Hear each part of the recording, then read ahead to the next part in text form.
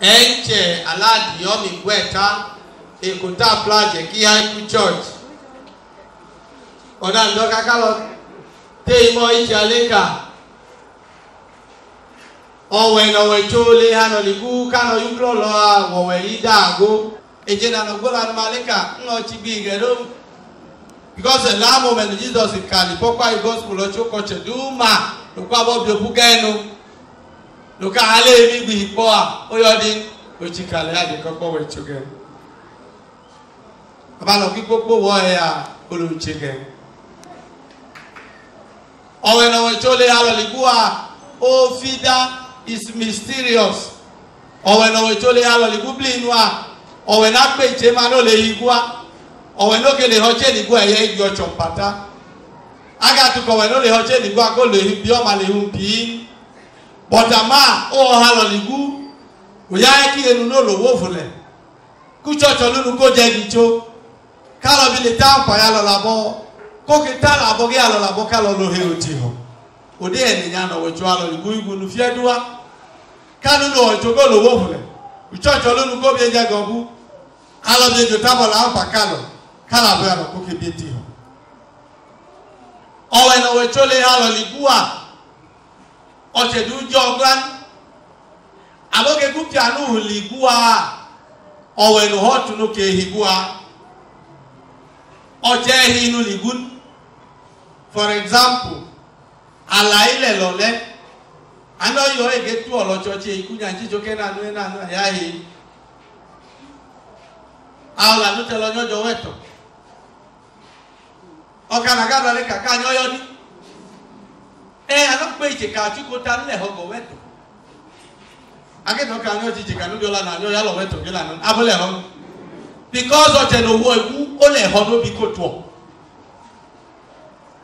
the caller has a message for the messenger o te no wo ewu a bi e ho ko to e ko do ma no bo no hiku any de ni aya e ko na ya liku na chi an okale nko hega kandi kwa odano ho igu no ale kodi enko aloyo higu John mama gali yege ho kanyo kuku huwa Monica gali yege poli hi kanyo lo dila ipoholawa ganyo kiko ho dila ipoli hi oche no higua olode no bikoka ohibe ko mo chege hi nu ligun ege no nege du manu London motu mba ndoko ta hage bone wotutu kelu higua ochenga higu lobe ganywa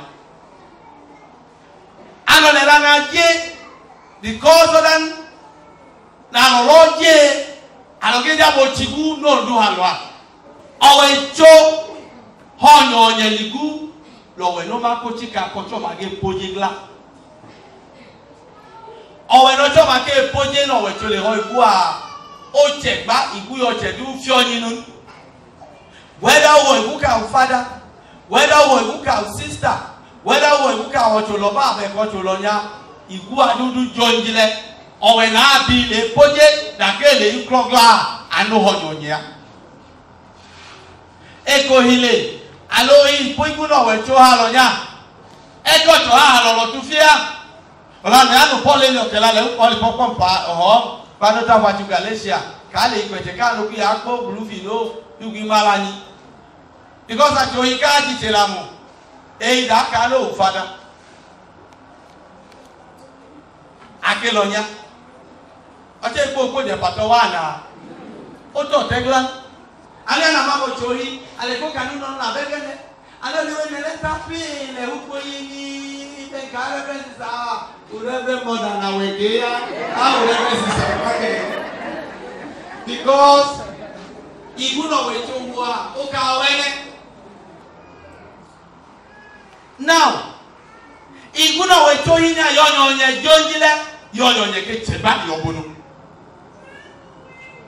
owe no wetu kele honyonye ligua no le kela kiguno haloya o taune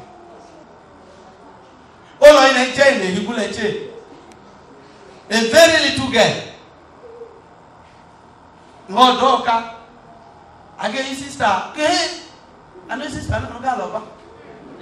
As little as this, oh, why didn't you do a little Obama? Cannot money, another lover. Get a cat and I got to have a cocoa, my Oka, sister, and Gaya. That is actually PJ Makite Cabana, lover. And again, no, he could go to a year. What to do, no, what you are, Yanya, we go over Kinu. I told you, I call you, father. I want to call you, father. Oh, you don't call you, father. People cannot call you, father, you know, ya, father, you chun. And I can't put it alone. Oh, I told you, I know you are. No, I call you, no, I want to put a power, or buy a one or to the lion. I am not only a man of Baba and Labo. I'm not going to Labo. Oh, I know your mamma, how come to get? I'll got you there. And I'll tackle it. I give you a lot. I'll have you go to Papa again for Loba. But I'm my grandma. He grew over here. I don't know, man. I'm going to get over there. I let you back. It's not you who is God. Vocation to marital life, vocation to priesthood, vocation to religious life. So that I need to hear the no way to hear. After the lake with your Jesus died and take up your liquor. Mokutake, you are your lake with your daughter. I got you check.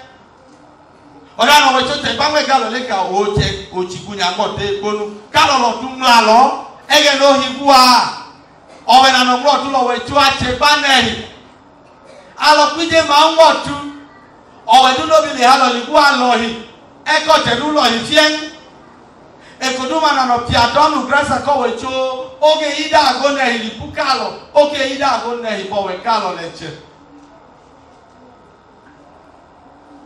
owe tu aboge nu le ho no halo libukalo ge ho tipe ho kunwa Oribe kama alope ulani ko yokunu pioku lo be kalo jipali kunu chaha. Ohakoa. Owada na obiecho chiguno we cho halo nya. Oda no se kwa me galo le komi alo tali pe ku gotu gunu. Ege ni jeku David ka nkela nche ge obi alo ge po oko ondu awo wigbe gumma. O ondu awo upe kumma atola lo holupe. I'm a holy ne. You are my portion.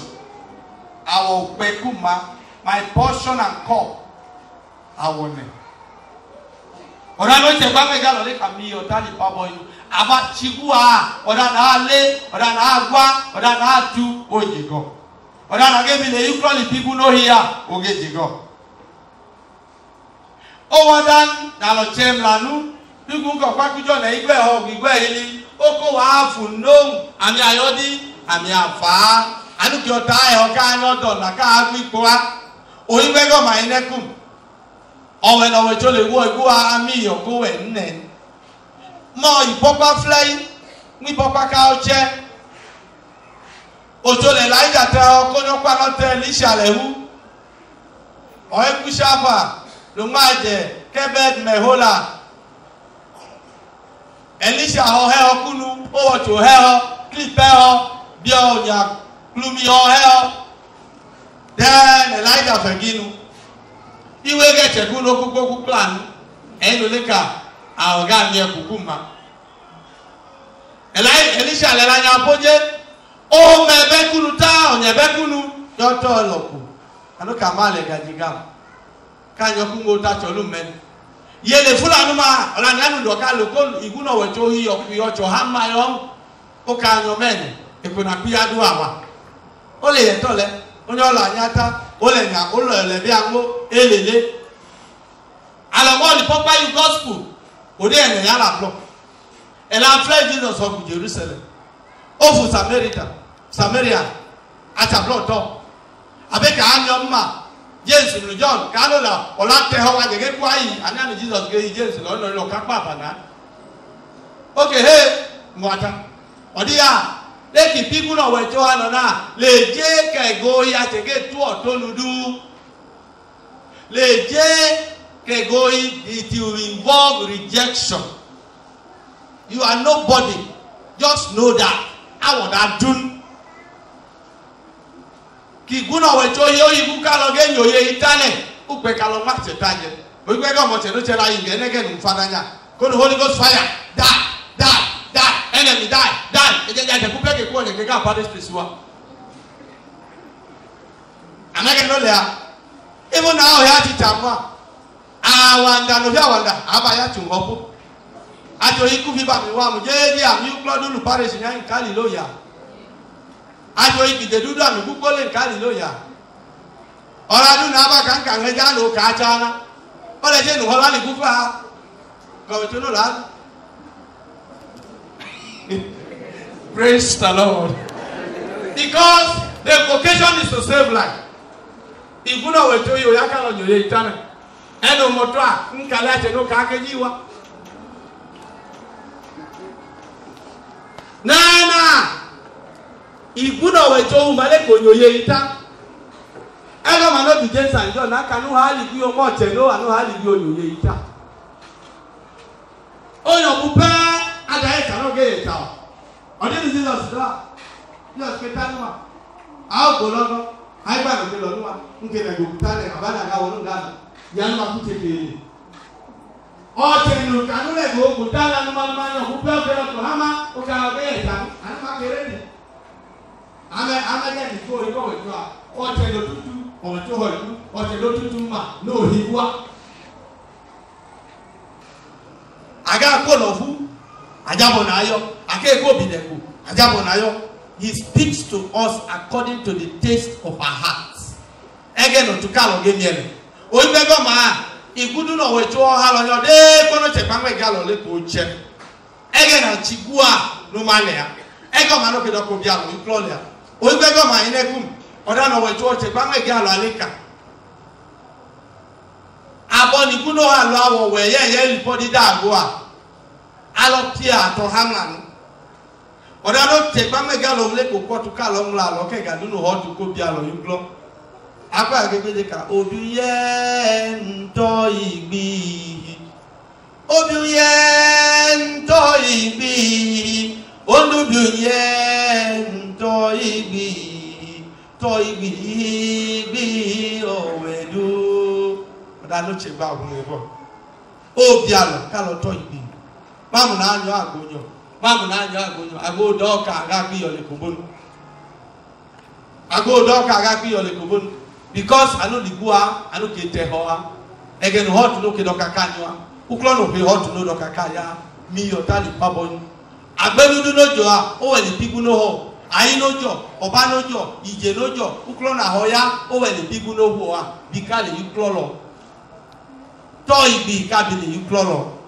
Jabolo we choko bio you plug na mako no mako chika agelo go ye lipunu oda na lo che gbo ma je mbe lanu Paul da che ku Galatia age ja hotolo ipopo mpalo cha loka ainem aje galimala ni wota hean kalo go ku ya ala inu be won oda na aje galimala ni woto pota heya na go mu ya taje adu ho we know aje galale ku go choko biaye mi yo kiguna wetu hu aloyi kayo pe ipi ojo han imala ni wo hea iyoju ina nu ke pe mala ni wa iyoju ina nu ke tunonu wa iyoju ina nu ke teti opa iyoju ina nu ke toho ya akocho igudu na wetu ho ni oni ache gba aje gali mala ni wota he kalo che kalo je gi choli papole ponu kai alo wa che no wo choli hune ibi ke ti amome